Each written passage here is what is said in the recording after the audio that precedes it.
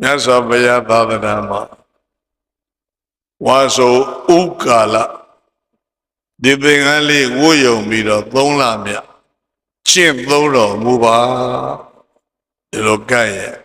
ဝါဆိုသင်္ကန်းတပည့်တော်ရဲ့ကျောင်းကလေးမှာဒီသင်္ကန်းဝတ်ပြီးတော့ဝါဆိုပါလို့ဘုရားလက်ထက်ကကတ်လေးကတ်ချရှိတယ်တယောက်နေကျောင်းလေးတွေဒါဝါဆိုသင်္ကန်းဝါဆိုဥပကဖြစ်လိုက်ရင်လည်းပဲဝါကျွတ်ရင်ခရီးထွက်တော့ဒီသစ္စာတွေသွားဝါကျွတ်တော့မှတပည့်တော်ရဲ့ကျောင်းမှာဝါဆိုတဲ့အတွက်ဝါဆိုဥကမကဖြစ်လိုက်လို့ဝါကျွတ်ခရီးကြွကန်ဒီသင်္ကန်းလေးဝှယုံရကြွတော်မူပါဝါကျွတ်ချိန်ကလည်းဒါဝါဆိုသင်္ကန်းပဲကလေးသင်္ကန်းကတခြားဝါဆိုသင်္ကန်းအဲ့လိုဝါဥနဲ့ဝါကျွတ်ချိန်နှမျိုးကတ်ကြ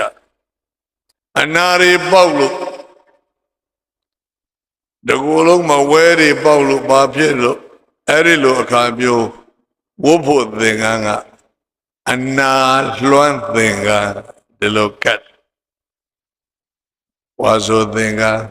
အနာလွှမ်းသင်္ကန်းသုံးတဲ့သင်္ကန်းဆောင်တဲ့တန်ဃာတော်တွေရဲ့ခက်ပါတခါတလေ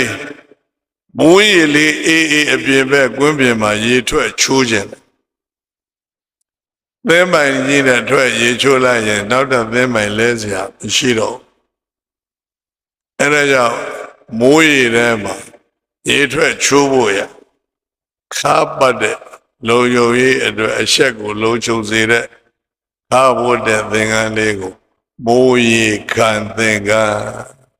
အနာလွှမ်းသင်္ကန်းမိုးရေခံသင်္ကန်း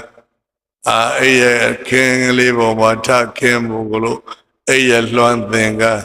ဒီလိုသင်္ကန်းတွေအမျိုးမျိုးကတ်ကြတယ်ဒီကလေးတကောင်သုံးတော့ပိသားတစုကတော့ဟလာဝါဆိုဥလှူတဲ့သင်္ကန်းဖြစ်ခြင်းကြောင့်တဝါရီလုံးဝှယုံပြီးတော့ပရိယကိုဖြစ်စေ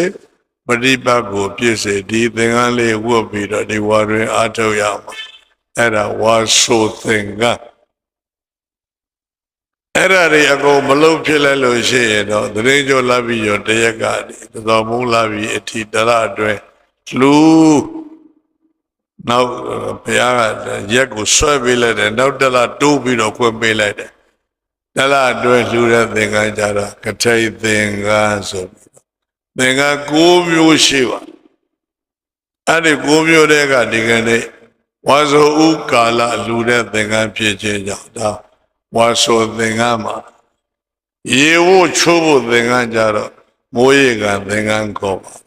အနာပေါက်လို့ဝတ်တဲ့သင်္ကန်းကြတော့အနာလွှမ်းသင်္ကန်းခေါ်ပါတယ်အဲ့တော့သင်္ကန်းတွေကအမျိုးမျိုးရှိတဲ့တဲကဝါဆိုသင်္ကန်းကဲသင်္ကန်းကင်ပြီးတော့လိုက်ဆိုဘုန်းကြီးတိုင်ပေးပဲ